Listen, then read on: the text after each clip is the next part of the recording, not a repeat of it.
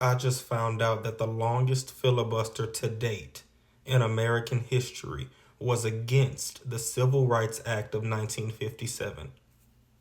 And I think that tells us so much about the history of this nation. Against the Civil Rights Act, which, by the way, was to provide federal protections for African American voting rights.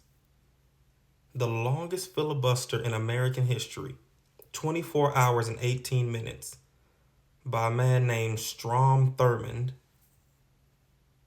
who they define as an ardent or passionate segregationist,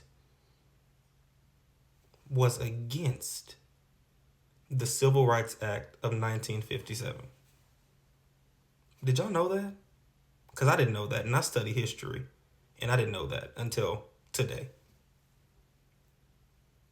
Against 24 hours and 18 minutes against the Civil Rights Act. Wow. And the basis and premise of his filibuster argument against the Civil Rights Act of 1957 claimed that it was and deemed it to be unnecessary and unconstitutional for African Americans to have federal protections for their right to vote.